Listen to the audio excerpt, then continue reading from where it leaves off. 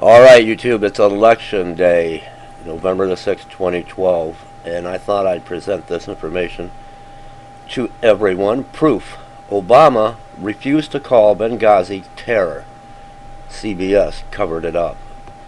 I'm going to put the link to this below in the Show More section right above the comments. In an astonishing display of media malpractice, CBS News quietly released proof 2 days before the election, far too late to reach the media and the public, that President Barack Obama lied to the public about the Benghazi attack, as well as about his later claim to have called the attack terrorism from the beginning.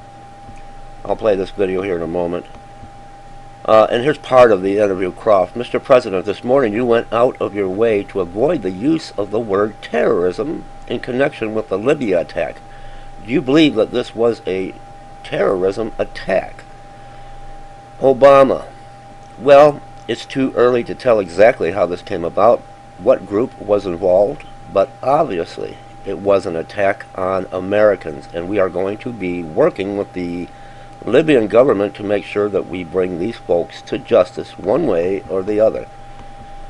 CBS News held on to this footage for more than 6 weeks, failing to release it even when questions were raised during the second presidential debate as to whether Obama had, in fact, referred to the Benghazi attack as an act of terror before blaming it falsely on demonstrations against an anti-Islamic video. We all remember this video that went out, and of course they were blaming it on protesters.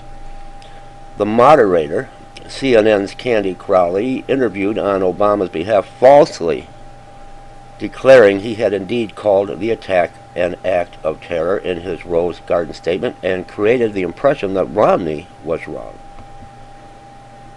That exchange turned what would have been an outright win for Romney in the debate into a narrow win, or possibly a loss, and it discouraged him from bringing up the issue again in the next debate or on the campaign trail. CBS News could have set the record straight, but held on to this footage, releasing it just before the election, perhaps to avoid the later charge of having suppressed it altogether. Fox News' Brett Baer, who has been following the timeline of events closely, noted in his analysis this morning, these are two crucial answers in the big picture. Right after getting out of the Rose Garden, where according to the second debate and other accounts he definitely called the attack terrorism, Obama is asked point blank about not calling it terrorism. He blinks and does not push back. Understand that this interview is just hours after he gets out of the Rose Garden.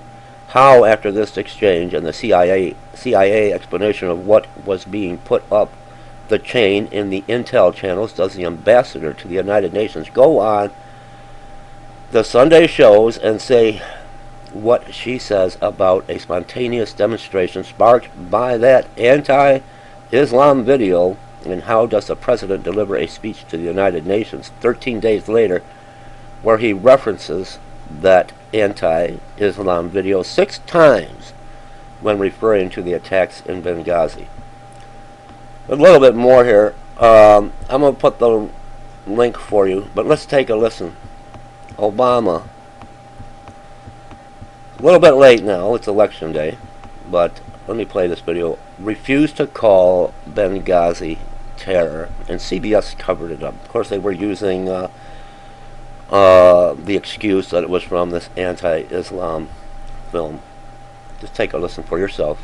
This morning, you went out of your way to avoid the use of the word terrorism in connection with the Libya attack. Do you believe that this was a terrorist attack? Well, it's too early to know exactly how this came about, what group was involved, but obviously it was an attack on Americans, and we are going to be working with the Libyan government to make sure that we bring these folks to justice, one way or the other. It's been described as a mob action, but there are reports that they were very heavily armed with grenades. That doesn't sound like your normal demonstration. As I said, we're still investigating exactly what happened. I don't want to jump the gun on this, but you're right that this is not a situation that was exactly the same as what happened in Egypt.